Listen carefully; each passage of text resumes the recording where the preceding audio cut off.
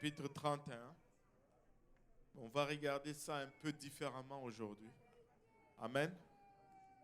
Et chapitre 31, on va lire le verset 30 au verset 31. Si vous l'avez trouvé, dites Amen. Alléluia. Si vous cherchez, dites j'arrive. Si vous n'avez pas de Bible, dites pauvre moi. Aïe, aïe, aïe. On va le lire tous ensemble. Est-ce qu'on peut le lire tous ensemble? Amen. La grâce est trompeuse et la beauté est vaine. La femme qui craint l'Éternel est celle qui sera louée. Récompensez-la du fruit de son travail et qu'apporte ses œuvres la louent. Alléluia. Prions tous ensemble et demandons l'aide du Seigneur. Père, nous te sommes encore une fois infiniment reconnaissants, Papa, de ton amour, de ta bonté, de ta grâce, de ta fidélité, Seigneur.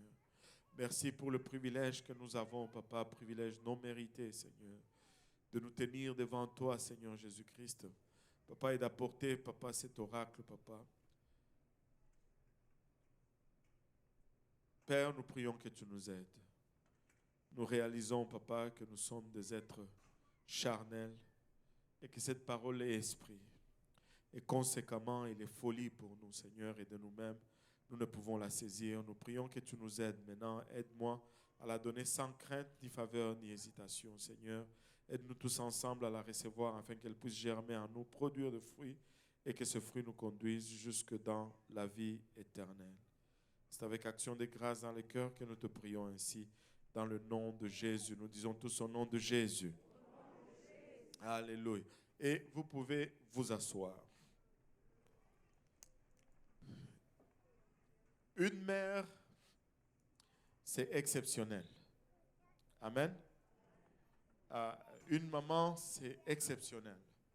Et on dirait même quand tu observes, on peut quasiment dire que il y a des cas exceptionnels, mais en général, peu importe comment était la jeune fille, dans son attitude, dans son comportement et dans sa conduite, mais en général, quand elle a son premier enfant et qu'elle devient mère, il y a un changement. Il y a un shift dans son attitude. On dirait qu'il y a une maturité qui vient donner ses doux. Et il y a un changement instantané. Il y a une prise de conscience. Et il y a un lien qui se crée et c'est presque... on ne peut plus briser ce lien-là. Pour une maman, ce n'est jamais la faute de son enfant. Avez-vous déjà remarqué cela? C'est toujours les enfants des autres qui sont mauvais. Mais ses enfants, à elle, non. Même si elle le fait devant lui, devant elle, ce n'est pas sa faute. Ça va être la faute de quelqu'un d'autre, mais c'est la maman. Et on peut voir des... Tu sais, j'ai lu une histoire d'un jeune homme qui n'était pas très gentil avec ses parents. Et ses parents l'ont élevé, lui ont donné une bonne éducation, il a commencé à avoir de l'argent et il ne se souciait pas de ses parents vraiment. Et ses parents ont vieilli, le père est décédé et puis ne voulant pas s'occuper de sa mère, il l'a mis dans un hospice, c'est comment, chez nous on appelle ça hospice de vieillard. Ici on appelle ça CHSLD, voilà. CHSLD. Et il a placé sa mère au CHSLD. Et dans le CHSLD, vous savez, ce n'est pas toujours rose. Et des fois, c'est difficile. La maman était dans un CHSLD où les équipements manquaient, le personnel était compliqué, mais son fils était extrêmement riche. Et là, un jour, il reçoit un coup de fil de sa mère, du CHSLD. C'est le médecin qui lui dit que ta mère est mourante. Elle va mourir bientôt, donc il faut que tu viennes la voir. Et il est allé la voir, et arrivé là-bas, il a commencé à sentir des remords. Et il a commencé à se dire, waouh, tout ce temps j'ai passé, mais je ne me suis pas occupé de ma mère. Et là, elle est en train de mourir maintenant, et je n'aurai plus d'opportunité. Et là, il dit à sa mère, qu'est-ce que tu veux que je fasse pour toi, maman? Et avec un gros chagrin sur le cœur. Et sa mère lui dit, je voudrais que tu achètes des frigos pour les CHSLD parce qu'il y a des personnes qui meurent ici parce qu'il n'y a pas assez de frigos et leur nourriture reste et périt, périme, et puis ils mangent de nourriture pas bien conservée, ça cause des morts un peu anticipées. Et il dit, ok, c'est correct, on va prendre soin de ça. Mais qu'est-ce que tu veux que je fasse pour toi? Oh, si tu peux t'occuper de la salle comment on appelle ça, clinique du CHSLD, parce qu'il manque certains équipements. Et il dit, ok, il n'y a pas de problème, mais qu'est-ce que tu veux? Si tu peux t'occuper de la cafétéria du CHSLD, il n'y a pas assez de micro-ondes et toutes ces choses. Et là, le fils était un peu... Il dit, mais maman, moi je veux faire quelque chose pour toi maintenant. On m'a dit que tu vas mourir bientôt. Ce n'est pas le temps de s'occuper du CHSLD. Elle dit, non, non, non, il faut que tu t'en occupes parce que moi je vais mourir, mais quand tu vas devenir vieux et si tes enfants ne prennent pas soin de toi, ils vont te mettre ici. Je n'aimerais pas que tu vives dans ces conditions ici. Ça, c'est l'amour d'une maman. Même sur son lit de mort, elle pensait à faire une provision pour son fils. La Bible illustre cela dans l'exemple de ces deux dames qui étaient prostituées. Ils ont eu 2 enfants, mais l'une qui a roulé sur son enfant et qui est mort, et l'autre qui, plutôt, elle s'est levée au milieu de la nuit, elle a changé les enfants. Mais une mère s'est identifiée son enfant. Et le lendemain, c'était toute une litige qui est finie à la cour du roi. Et là, on demande au roi de trancher. Le roi dit aux soldats, prends l'épée, coupe l'enfant en 2, donne un morceau à chaque. Et la mère de l'enfant crie, non, donnez-le à l'autre. Au moins, il va vivre. Que je sois privé de mon enfant, mais qu'il reste en vie. Que je ne jouisse pas du plaisir de l'avoir, mais qu'il soit en vie. Ça, c'est l'amour d'une mère. Une mère, c'est spécial. Une mère, c'est particulier. Et nous devons honorer nos mamans. Pouvons-nous applaudir pour nos mamans juste pour un moment?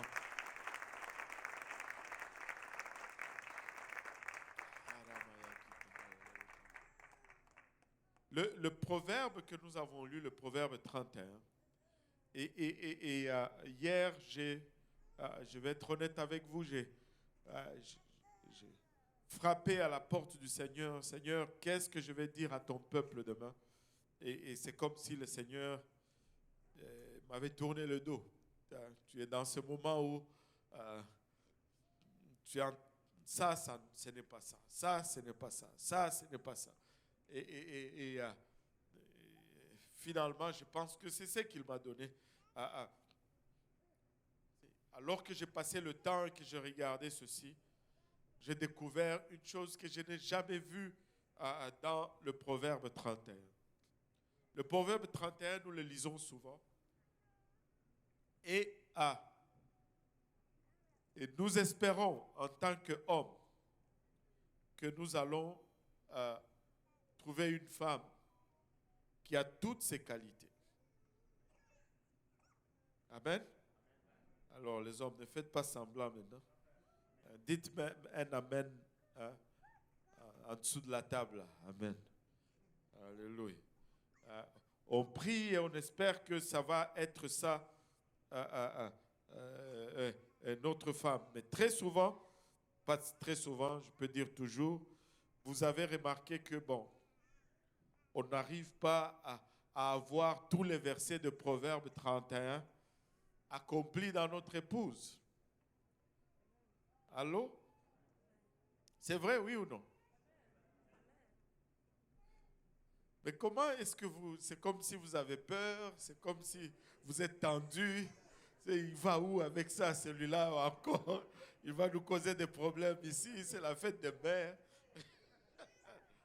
Je vais me moucher d'abord et puis...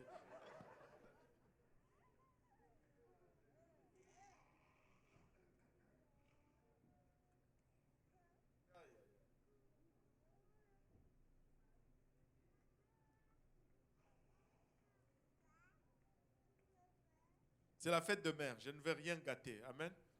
Alléluia. La première chose que j'ai remarquée avec Proverbe 31, je vais en partager deux aujourd'hui. La première chose que j'ai constatée avec Proverbe 31, c'est que les premières lignes de ce proverbe, ce ne sont pas les pensées de Salomon. Ce sont les conseils de sa mère à son fils.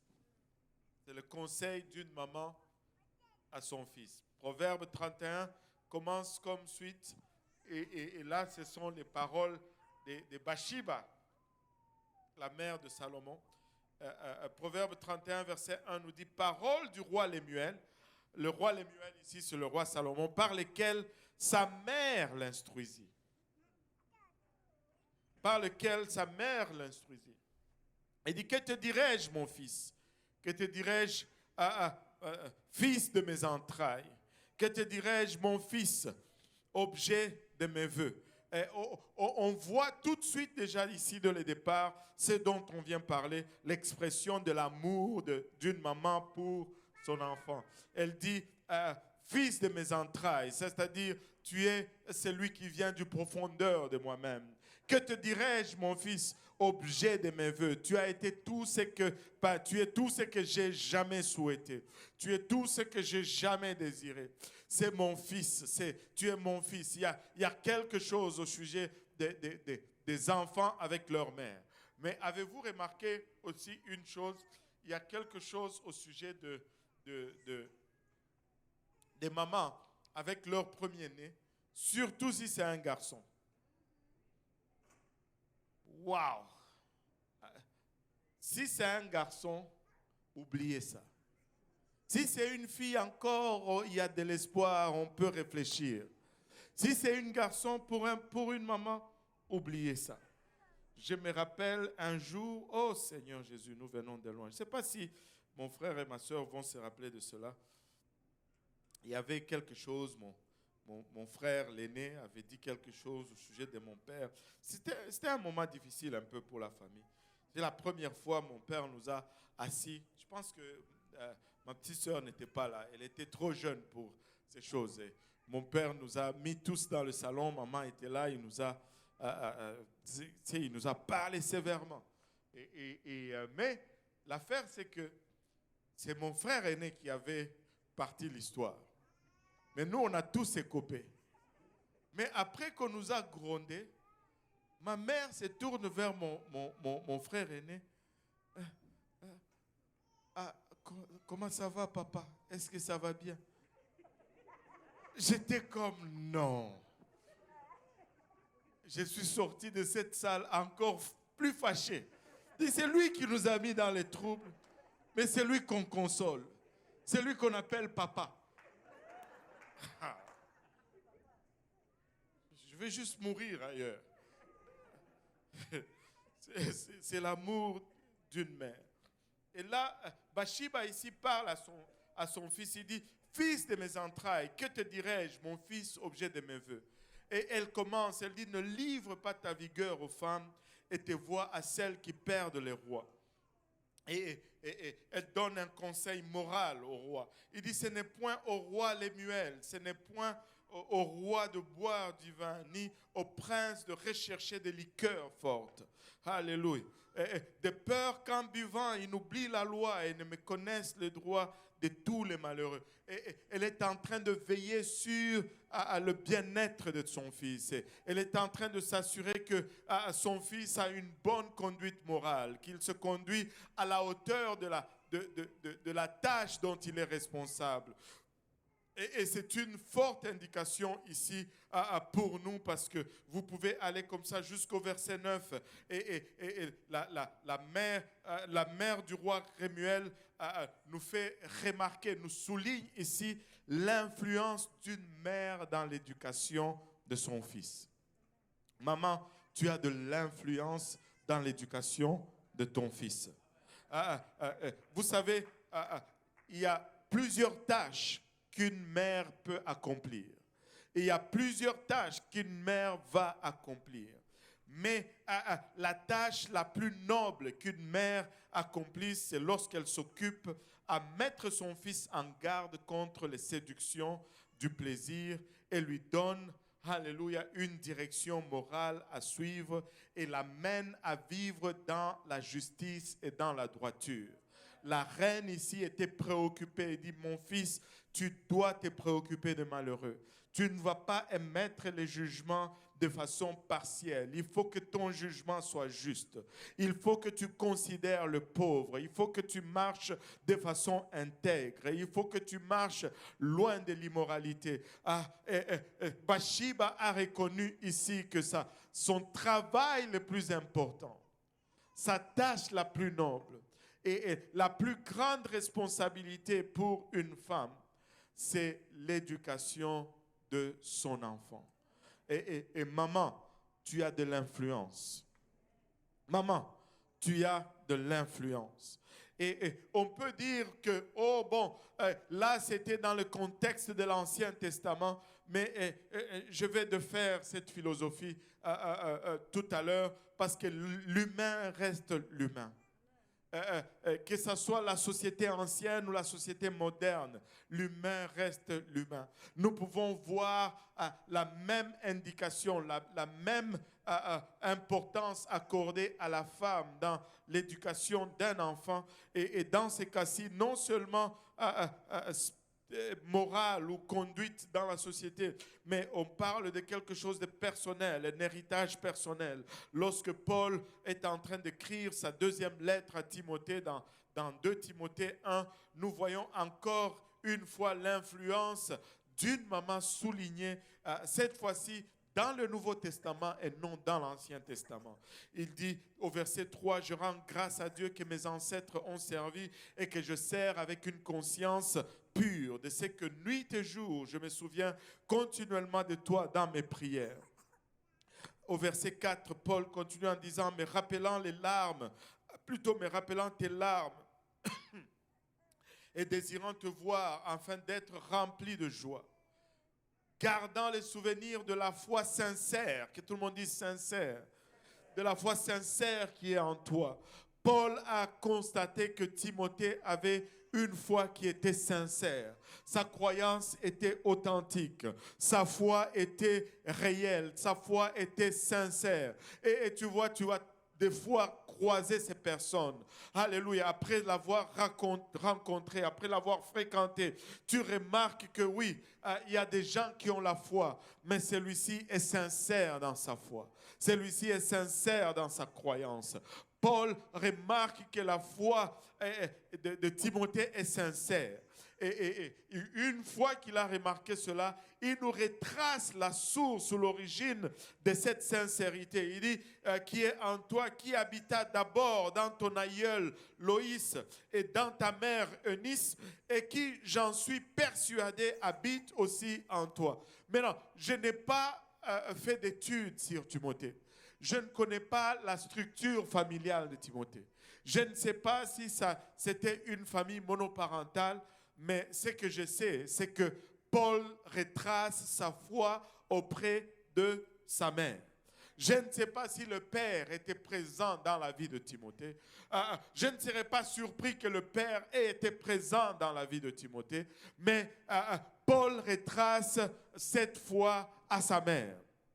Et encore, on peut même pousser ça un peu plus loin. Je ne sais pas c'était quoi la vie de la grand-mère de Timothée. Si son grand-père était là, est-ce que Timothée avait connu son grand-père? Je ne sais pas. Mais est-il que cette foi que sa mère avait lui a été transmise par sa grand-mère? C'est allé de la maman à la maman et le fils a saisi cette flamme. Laisse-moi te dire, maman, tu as de l'influence. Alléluia, ne te sous-estime pas, tu as de l'influence. Peu importe ce que le monde dit aujourd'hui, tu as de l'influence. Peu importe ce que la société, alléluia, élève et déclare comme guerre sur la structure familiale et le rôle des mamans dans nos familles, tu as de l'influence dans la position que Dieu t'a donnée. Et ton première influence, alléluia, c'est celle d'influencer la génération future. Il y a quelqu'un, je ne sais plus, qui a déclaré ceci. Je pense que c'est un Russe ou un Chinois quelque part qui a déclaré que toute société n'est qu'une génération au bord de la faillite. Toute société est une génération au bord de la faillite. C'est-à-dire que si nous influençons nos enfants de la bonne façon, nous échappons une catastrophe pour une génération. Et si cette influence va à l'autre génération, ainsi de suite, c'est génération par génération que nous influençons les futurs. Il y a une citation qui est une très forte citation qui est donnée, qui a été utilisée par Abraham Lincoln. Et la plupart des gens pensent que c'est Abraham Lincoln qui a, au fond, donné naissance à cette citation. Mais ce n'est pas lui. Cette citation vient d'un poème d'un monsieur qui s'appelle William Ross Wallace, qui avait écrit ce poème pour, en fait, louanger les mamans. Et pour lui, la maternité est une force prééminente de changement dans le monde. Et ce poème a été publié en 1865. Et une portion de ce poème dit ceci. La main qui secoue le berceau est la main qui gouverne le monde. La main qui secoue le berceau, c'est la main qui gouverne le monde. Maman, vous avez de l'influence. Maman, vous avez de l'influence. Ne sous-estimez pas l'influence que Dieu vous a donnée. Ne sous-estimez pas l'influence que Dieu a placée sur vous. Vous savez, quand on lit le Proverbe 31, à tort, et je veux le dire, à tort, nous pensons que nous allons trouver tous ces caractères dans une personne. Regarde ton voisin, dis-lui, c'est faux. C'est impossible de trouver une femme comme ça. Allô? Je ne suis pas en train de... Non, c'est impossible que tu trouves une femme, selon Proverbe 31. Êtes-vous d'accord ou pas? Bon, je pense que je ne suis pas en train de diminuer les femmes ou de dire que les femmes ne sont pas capables. Moi, je suis juste en train de dire la vérité. Amen. Est-ce que... Qui peut mesurer à ça?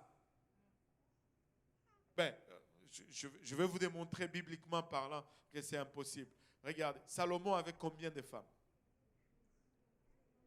1000 femmes. 1000 femmes. Mais regardez le verset 10. Le verset 10. Proverbe 31, verset 10. Qui peut trouver une femme vertueuse? Dit l'homme qui avait 1000 femmes. 1000. Il n'en a pas trouvé une parmi les 1000 qui étaient vertueuses. Allô? C'est lui. Après 1000, il devait continuer à chercher. Donc, arrête. Sinon, tu vas te retrouver à 1000. C'est Proverbe 31. nous devons arrêter de regarder Proverbe 31 comme c'est le standard à laquelle nous devons tenir nos femmes. Nous-mêmes, nous ne pouvons pas faire même la moitié de ça. Allô? Donc, il ne faut pas terroriser les femmes avec Proverbe 31. Voici ce que Proverbe 31 signifie vraiment.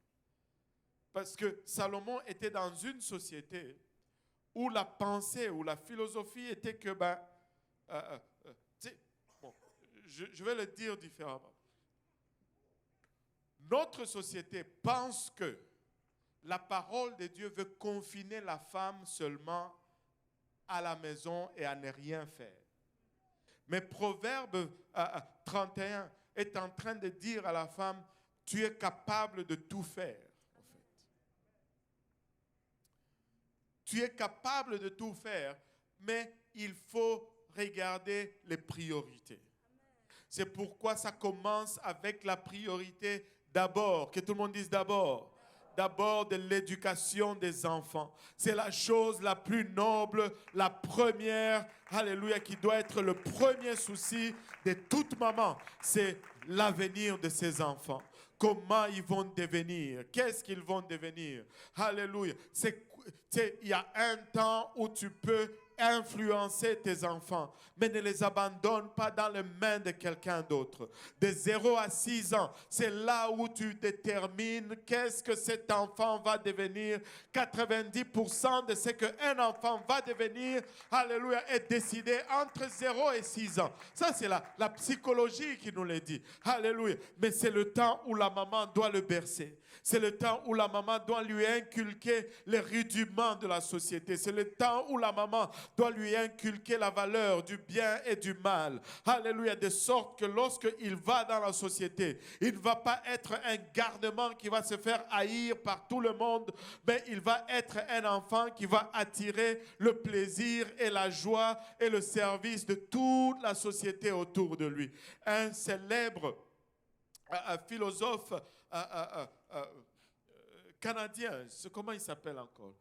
Jordan Peterson, il a dit ceci, que tout parent doit comprendre que sa première responsabilité, c'est de s'assurer que lorsque son enfant va sortir dans la société, il ne va pas être un petit détestable que tous les parents regardent du coin de l'œil voulant le corriger, mais ils savent qu'il ne peut pas, et que tous ses amis ne vont pas vouloir jouer avec lui parce que tu l'as gâté, tu l'as gaspillé.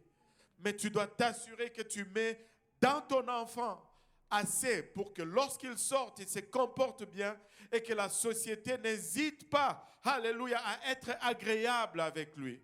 Que les autres enfants n'hésitent pas à vouloir jouer avec lui parce que tu aurais investi en lui. Et Bathsheba est en train de nous dire aussi que c'est la première chose et la chose la plus importante pour une mère. Ses enfants. Ses enfants. Alléluia. Maintenant, regardons Proverbe 31, verset 10. Dieu n'a jamais... le plan de Dieu, ce n'est pas que la femme soit juste... Comment on dit le terme en français là? Casanière, c'est ça? C'est ça le terme? Bon, on va dire. Qui reste à la maison? Non, non. Ce n'est pas ça, c'est juste une question de priorité. Il y a un temps où tu dois rester à la maison, mais il y a un temps où, laisse-moi te dire, à la maison ça devient plate. Quand les enfants ont tout grandi et qu'ils sont partis là, tu ne peux plus rester à la maison. Allô? Tu ne peux plus, tu vas t'ennuyer. Ça va être plate.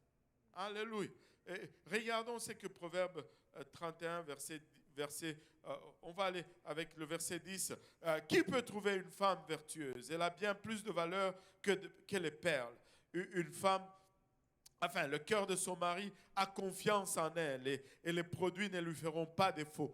Regardez, quand elle suscite la confiance de son mari, rien ne lui manque. Rien ne lui manque. Alléluia. Elle lui fait du bien et non du mal tous les jours de sa vie. Et regarde, Proverbe 31 est en train de dire, maman, tu peux être une femme excellente. Tu peux être une femme parfaite. Tu peux être une source de plaisir pour ton mari. Alléluia. Et tu ne manqueras de rien. Et tu peux faire du bien. Alléluia. Et tu peux mener ta vie de sorte qu'on ne trouve pas sujet à condamnation. Tu peux aspirer à la perfection. Amen. Alléluia.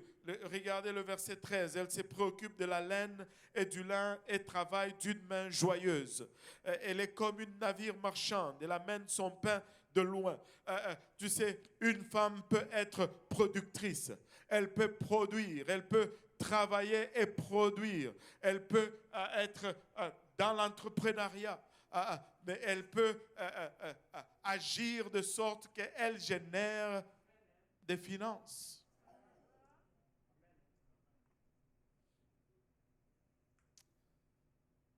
Et on vous dit non, si tu vas à l'église là, tu vas rester à la maison. Non, ce n'est pas la volonté de Dieu. Dieu a un plan, mais Dieu est dans les priorités. Il y a un temps pour produire et un temps pour éduquer. Il y a un temps pour garder la maison et un temps pour sortir et aller chercher dehors. Et si on comprend les priorités et les séquences des choses, alléluia, on va préserver nos familles de beaucoup de troubles. Ne succombez pas. C'est un mensonge qu'on vous dit, oh non, on vous dit que les femmes, pour vous, les femmes ne peuvent rien. Non, la Bible nous dit que la femme peut accomplir.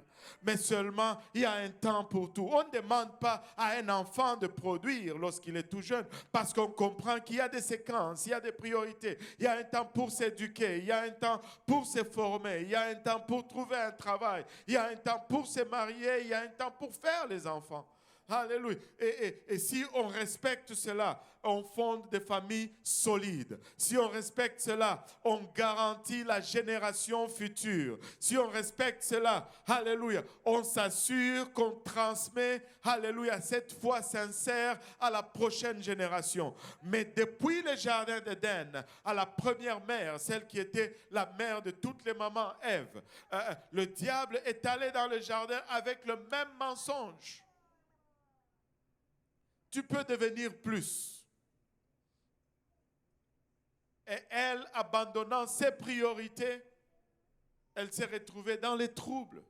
Et aujourd'hui, c'est encore le même mensonge. Tu peux devenir plus. Le monde nous chante.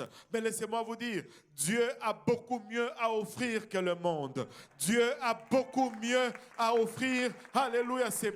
Tu peux avoir, alléluia, toute cette gloire en préservant ta famille. Tu peux avoir tous ces biens, alléluia, matériels, si tu veux, en ayant une famille solide si les priorités sont à la bonne place.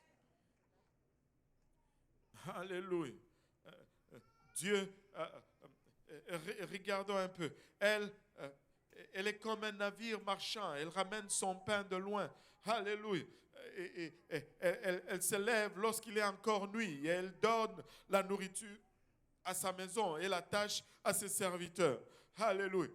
Maman, tu peux travailler. Tu sais, c'est comme les mamans travaillent. Je ne sais pas quel... En tout cas, je fais un effort pour ne pas déborder parce que je sens une colère en moi. Je ne sais pas qui est celui-là qui est venu avec l'idée qu'une maman qui reste à la maison ne travaille pas. Il faut être... Je ne sais pas. Il y a bien plus de travail à la maison que dehors. C'est tout le monde veut fuir le travail de la maison pour aller travailler. Parce qu'il y a bien plus de travail à la maison. Une maman à la maison, elle fait 8 métiers. Et si on devait lui payer pour chaque métier, elle ferait en moyenne 200 000 à 360 000 par année. Mais écoutez, il ne faut pas se faire mentir par cette société.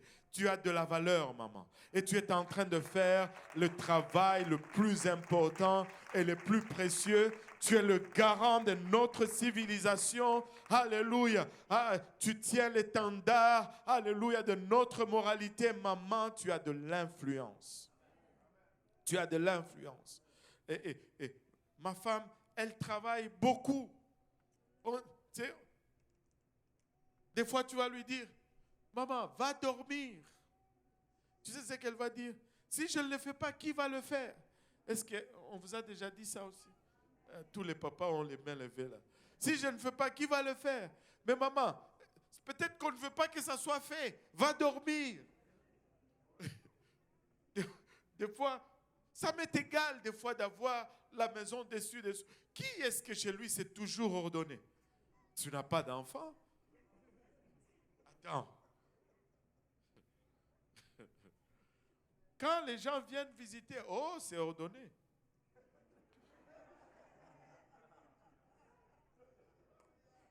Tu vas, tu as été en visite chez quelqu'un, tu vois, c'est ordonné, tu rentres chez toi, tu commences à mettre la pression à ta femme. Ce n'est pas comme ça tous les jours là où tu as été visité.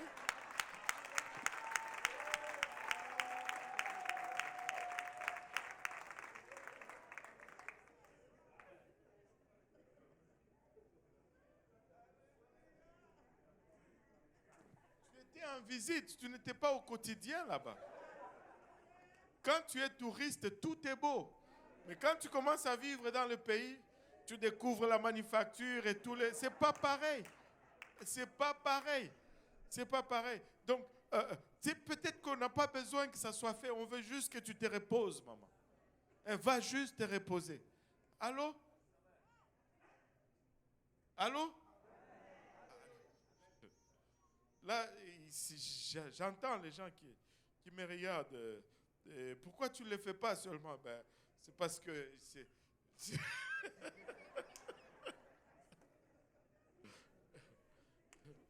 tu ne m'as pas vu ranger la maison là. Des fois, je vais prendre quelque chose dans les mains et puis je me tiens. Je dis, mais où est-ce que ça va ça encore? Anyway. Nos mamans travaillent. Elle ne se fatigue jamais. Elle pense à un champ et elle acquiert. Du fruit de son travail, elle plante une vigne. Tu sais, nos mamans peuvent investir. Ça, c'est une femme qui achète de terrain. Elle peut être dans l'immobilier, patron. Dieu, c'est dans la parole, oui ou non? Ce n'est pas, il faut arrêter de regarder ça comme si c'était juste une femme. Ce n'est pas, tu ne peux pas trouver une personne comme ça. En tout cas, non. Non. Elle pense à un champ, elle acquiert du fruit de son travail, elle plante une vigne, elle investit dans la terre et elle fait cultiver la terre. Et elle sent des forces ses reins et elle affermit ses bras. Elle sent que ce qu'elle gagne est bon. Sa lampe ne s'éteint point pendant la nuit. Et écoute, elle peut être une source de lumière, une source d'assurance dans le moment où les choses sont difficiles, dans le moment où les choses sont simples, sont sombres plutôt. Sa lumière brille continuellement. Dans le moment où, regarde, on ne trouve pas de direction, mais sa lumière brille continuellement. Je ne sais pas pour vous, mais parle à ta femme. Chérie, voici ce qui se passe. Qu'est-ce que tu en penses? Ce n'est pas se rabaisser. Les femmes ont une intuition, les femmes ont une sagesse intérieure, c'est intuitif chez elles. Elle va des fois te sortir des troubles comme ça que tu ne voyais pas. Dieu l'a mis à tes côtés pour être une aide. Utilise-la. Utilise-la. Regardez ceci.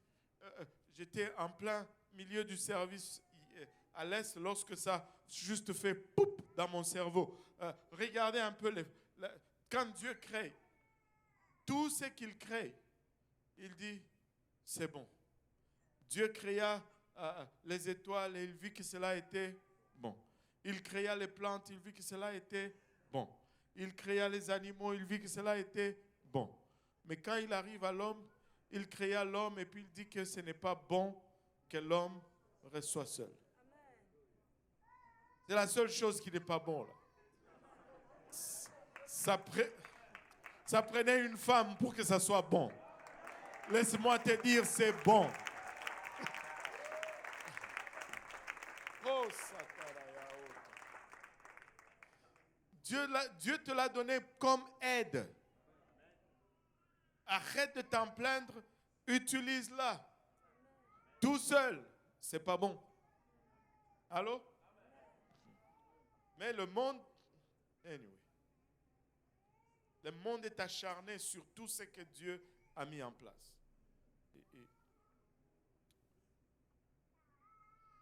Regardez, on peut aller encore plus loin. Elle met la main à la quenouille et ses doigts tiennent le fuseau. Elle tend la main au malheureux et tend la main à l'indigent. Et elle est pleine de compassion. Par nature, elle aime.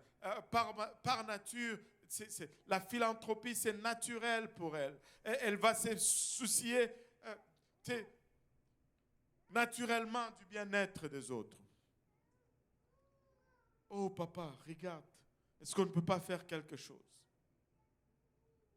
Et là, quand elle t'appelle papa, tu es bombé. Hein?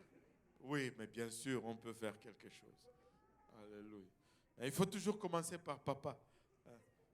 Ça aide à avoir la bonne réponse. Elle ne craint pas la neige pour sa maison, car toute sa maison est vêtue de cramoisis. Je pense que Salomon était au Québec quand il a écrit ceci. Cette femme, elle déneige aussi la cour de sa maison. Elle s'est fait des couvertures et elle a des vêtements de fin lin et de pourpre. Et regardez, elle ne craint pas la neige. Elle s'est fait des couvertures. Avez-vous remarqué comment, avec les mamans, on n'est jamais assez chaudement habillé? C'est ça. Tu n'es jamais assez chaudement habillé, n'est-ce pas, David? Tu dois toujours mettre un chandail de plus. Où est-ce que tu vas comme ça? Il fait froid dehors. Maman, il fait 24, mais prends au moins ces hoodies là. On n'est jamais assez chaudement habillé pour la maman. Ah là là.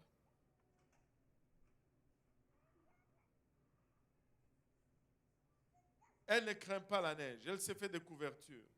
Son mari est considéré aux portes lorsqu'il siège avec les anciens du pays. Waouh.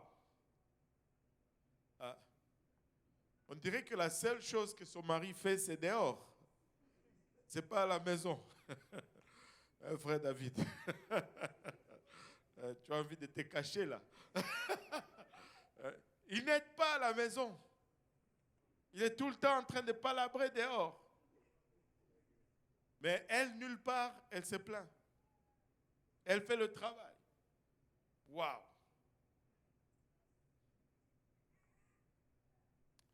Elle fait des chemises, elle les vend, et elle livre des ceintures aux marchands. Elle est revêtue de force et de gloire, et elle se rit de l'avenir.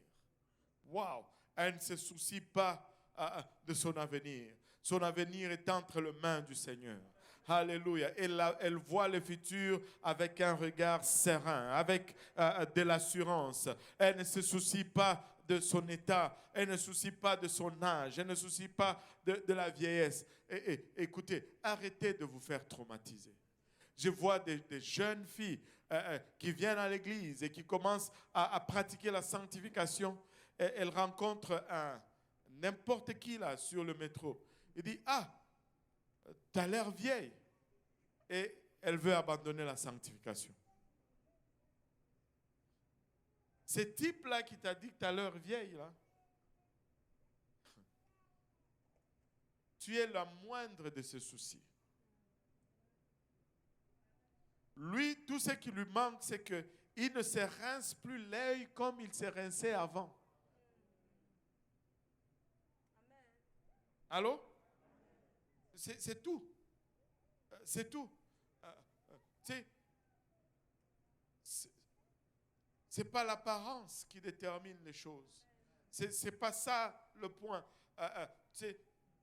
Dieu t'a créé belle. Arrête de succomber aux pressions de ce monde. Marche avec assurance. Alléluia. Pour l'amour de la justice, Dieu t'a créé belle. Il n'y a pas de femme plus belle que les femmes apostoliques. Ça n'existe pas. Ça n'existe pas. Ça n'existe tout simplement pas. Elles flashent, elles sont à part, elles se font distinguer partout où elles vont. N'est-ce pas que tu voulais qu'on te distingue? Oh Seigneur Jésus. Anyway. Elle est revêtue de force et de gloire. Et elle se rit de l'avenir. Elle ouvre sa bouche avec sagesse et des instructions aimables. Que tout le monde dise aimables. Aimables sont sur sa langue. Oh mon Seigneur.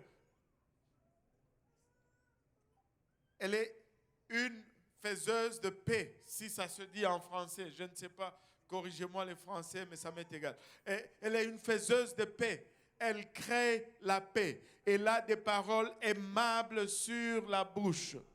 Elle ne crée pas de contention, mais elle crée la paix. Elle pourrait être engagée comme négociateur ou diplomate quelque part. Dieu dit que tu peux tout. Dieu dit que tu peux tout accomplir. Amen. Elle ouvre la bouche avec sagesse et des instructions aimables sont sur sa langue. Elle veille sur ce qui se passe dans sa maison et elle ne mange pas le pain de paresse. Wow. Ça, c'est là où la bonne cuisine de maman intervient. Elle ne mange pas le pain de paresse. Vous savez, c'est quoi le pain de paresse? Ah, je suis fatigué. Allez acheter la pizza.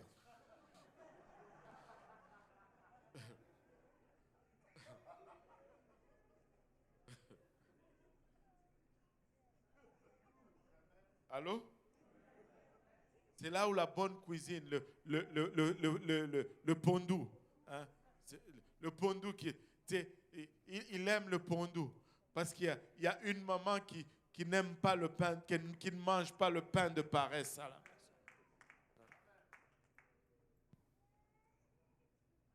Aïe, aïe, aïe. Ses fils se lèvent et la disent heureuse. Son mari se lève et lui donne des louanges. Maman, tu es la maman de l'année. Tu es celle qui est sur le pédestal. Tu es la meilleure. Tu es la seule. Tu es l'unique. Comme les enfants l'ont dit, c'est ma mère. Et ça règle toute question. Il n'y a pas de compétition parce que c'est ma mère. Il n'y a pas, alléluia, de mesure parce que c'est ma mère. Maman, c'est ce que Dieu t'a créé à être. Tu es la meilleure. Alléluia, tu n'as pas besoin de l'approbation du monde. Tu n'as pas besoin de te conformer aux standards de ce siècle. Ce siècle est pourri. Ce siècle est détruit. Ce siècle est mauvais. Ce siècle est méchant. Et Dieu, alléluia, a votre faveur. Dieu désire, alléluia, que vous excellez en tout ce que vous allez entreprendre. Même au niveau familial, vous êtes la meilleure à la maison. Alléluia. Plusieurs filles ont une conduite vertueuse, mais toi, tu les surpasses toutes. La grâce est trompeuse et la beauté est vaine. La femme qui craint l'Éternel est celle qui sera louée. En d'autres termes, alléluia, elle est une vraie croyante, une servante de Dieu engagée, une intercesseur, celle qui se tient dans la brèche, alléluia, pour sa famille, pour son église, pour sa ville, pour sa nation. C'est une maman vertueuse. Et regardez, il dit la grâce est trompeuse et la beauté est vaine. Moi, je pense qu'il est en train de dire ici aussi, tu sais, elle est extraordinaire. La maman, Elle est belle, et elle est digne de louange, et elle rayonne, et elle est digne qu'on lui donne toute cette reconnaissance. Mais ce n'est pas seulement au début du mariage, ce n'est pas seulement lorsque son corps n'est pas éprouvé par le stress de l'enfantement, ce n'est pas seulement lorsque le temps n'a pas encore plutôt placé ses marques d'usure sur son corps, mais c'est en tout le temps. Alléluia, elle est digne de louange. En tout le temps, parce qu'elle craint Dieu. Alléluia, ce n'est pas une question d'apparence, mais c'est une question de la crainte de Dieu. La grâce est trompeuse, la beauté est vaine. La femme qui craint l'Éternel est celle qui sera louée. Alléluia. Et il finit par dire ceci. Récompensez-la. Et les gens vont lire Proverbe 31, surtout les hommes. Ils vont même des fois les lire à leurs femmes. Tu n'es pas comme ça.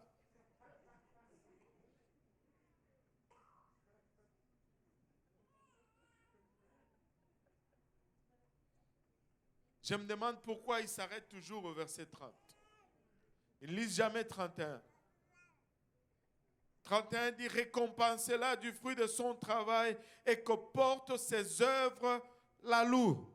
Et si tu es un récipiendaire de ce qu'elle est, tu dois la louer, tu dois la reconnaître. Et, écoutez, nous ne devons pas tarir d'éloges pour nos mamans. Nous ne devons pas tarir, alléluia, de reconnaissance pour nos femmes. Elles sont extraordinaires. Elles sont celles qui vont à contre-courant de cette société. Elles sont celles sur qui cette société est le plus déchaînée. Et je ne sais pas, c'est peut-être juste moi, peut-être qu'il y a même un parallèle à tracer entre le jardin d'Éden et ce que nous sommes en train de vivre aujourd'hui. Elle était l'attaque du diable dans le jardin d'Éden et aujourd'hui, elle est encore l'attaque du diable. Laissez-moi vous dire, femme, tu peux te tenir et marcher sur la parole de Dieu. Le monde est menteur. Tu peux être une femme, une mère et une femme accomplie. Mais priorise tes choses. Tu n'as pas besoin de détruire le bien-être de ta famille. Tu n'as pas besoin d'hypothéquer l'avenir de tes enfants pour devenir ce que Dieu désire que tu deviennes, parce qu'il l'a tout mis dans le même chapitre. Il a tout mis dans le même chapitre. Tu peux accomplir, tu peux réaliser, mais priorise les choses. Le monde est trompeur. Tu sais, quand le diable fait quelque chose, il faut regarder son contraire pour comprendre où il veut aboutir. Ils ont lancé une fausse guerre contre comment on dit, contre la masculinité. On est devenu féministe. On est devenu émancipé. L'émancipation de la femme. Je ne dis pas qu'il n'y avait pas de choses à corriger dans la société. Oh oui, qu'il y avait des choses à corriger dans la société. Mais ça n'a rien à voir avec le féminisme et ça n'a rien à voir avec l'émancipation. Ça a tout à voir, si tu le regardes aujourd'hui, les femmes sont attaquées dans les domaines qui leur sont propres par des hommes qui se font passer pour des femmes. Mais où sont les féministes pour les défendre? Où sont les émancipés pour dire que ce n'est pas correct? Alléluia. Ça n'a jamais été le point. Le point n'a jamais été l'intérêt de la femme. Le point a toujours été de détruire ce que Dieu a fait. Et si la femme veut garder sa place, si la femme veut gagner ce combat, elle doit marcher selon le standard du Créateur. Maman, alléluia. Dieu t'aime, tu as un partenaire dans le Seigneur, tu peux te tenir avec Dieu. Alléluia. Dieu t'équipe pour faire face à ce que le monde nous envoie. Et on peut regarder, le monde est déchaîné aujourd'hui, le monde est terriblement déchaîné aujourd'hui. Alléluia. Et on peut penser, non, le monde veut tout détruire. Le diable n'a pas ton bien dans sa pensée. Tout tout ce qu'il fait, ce n'est jamais pour toi. Jamais. Jamais. Et tu sais, Dieu ne nous laisse pas abandonner dans cette bataille acharnée. Et quand on regarde cette bataille, on peut avoir l'impression que on n'a pas de voix. Essaye de passer à la radio, tu rêves. Les médias, tu oublies ça. On n'a pas de voix. Tout ce qu'on a comme voix, c'est le Saint-Esprit. Tout ce qu'on a comme voix, c'est Dieu à notre côté. Et avec Dieu, nous sommes plus que vainqueurs. Avec Dieu, nous pouvons avoir la victoire.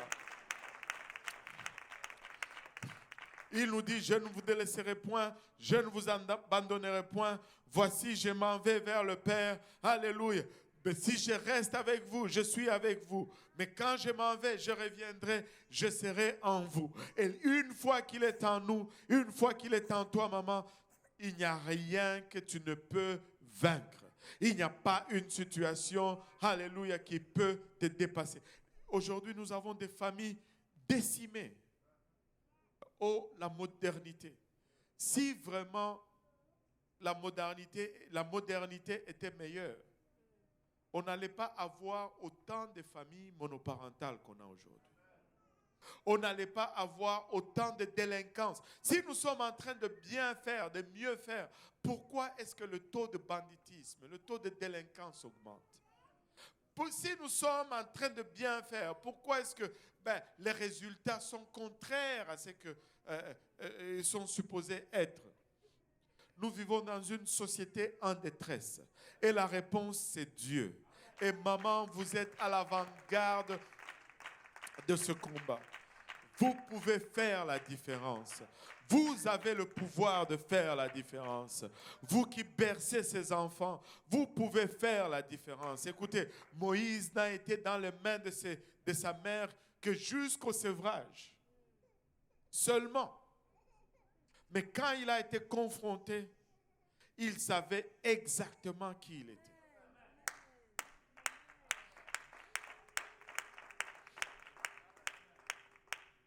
Moïse a été juste sevré par sa mère. Mais c'était assez pour que cette maman lui inculque qu'il était l'adorateur d'un seul Dieu et non un adorateur des idoles. Moïse, je peux la voir en train de le bercer. Tu es hébreu, tu n'es pas égyptien. Tu es un adorateur d'un seul Dieu. Tu n'es pas un adorateur des idoles. Alléluia. Tu aimeras ton Dieu et lui seul tu adoreras. Et lorsqu'il a été confronté, il a su faire le choix. Il a tué l'Égyptien et il a séparé les Hébreux. Maman, tu as le pouvoir. Maman, tu as de l'influence. L'influence d'une mère est insoupçonnable. Et avec l'aide du Saint-Esprit, tu peux vaincre tout ce que l'ennemi nous envoie sur le chemin. Laissez-moi vous dire ceci. On va se lever. Juste un dernier verset.